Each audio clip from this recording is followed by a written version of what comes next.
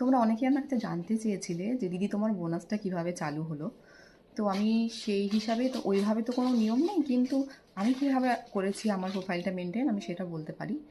আমি per day 2 থেকে 3টে করে পোস্ট করতাম, প্লাস হচ্ছে আমি রিলসও আপলোড করতাম, আর আমি টেক্সটও পোস্ট করতাম।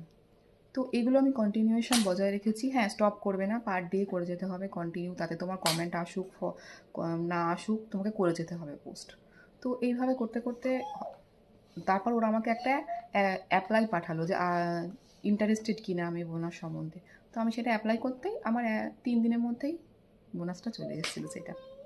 ও, আর একটা কাজ করো, অনেকের এগুলো করা সত্ত্বেও দেখবে বোনাস যদি চালু না হয়, তাহলে তোমরা একটা কাজ করো, তোমাদের যে প্রোফাইল পিকচারটা আছে সেটাকে তোমরা একটু চেঞ্জ করে দিও। অনেক দিন ধরে একটা পিকচার রাখলে একটু প্রবলেম হয়ে যায়, তো ওটাকেও তোমরা চেঞ্জ করো। আর তোমরা আরও একটা কাজ করো, প্রত্যেকের প্রোফাইলে গিয়ে প্রত্যেকের লাইক কমেন্ট করো, প্রত্যেককে সাপোর্ট করো। এর সাথে এঙ্গেজমেন্টটা বাড়ানোটাও খুব দরকার। এঙ্গেজমেন্টটা যেই বাড়বে দেখবে তুমি প্রত্যেককে করবে, তোমারও রিচটা বাড়বে, তো ওদের কাছে ওটা তোমার প্রোফাইলটা বেশি করে শো হবে। তাতেও আমার মনে হয় আমার একটু হেল্প হয়েছিল, কারণ আমার এঙ্গেজমেন্টটা প্রচুর বেশি ছিল সেই সময়।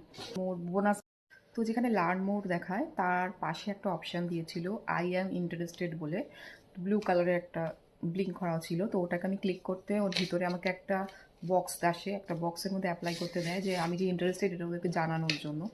তো আমি সেটা পাঠানোর পর আমার মোটামুটি 3-4 দিনের মধ্যে আমার বোনাস সিস্টেমটা চালু হয়ে গেছিলো। তো আমি আমার অভিজ্ঞতাটাই তোমাদের সাথে শেয়ার করলাম, তোমরা সবাই জানতে চেয়েছিলে, তাই জন্য আশা করি তোমাদের এটাতে অনেক উপকার হবে। Thank you.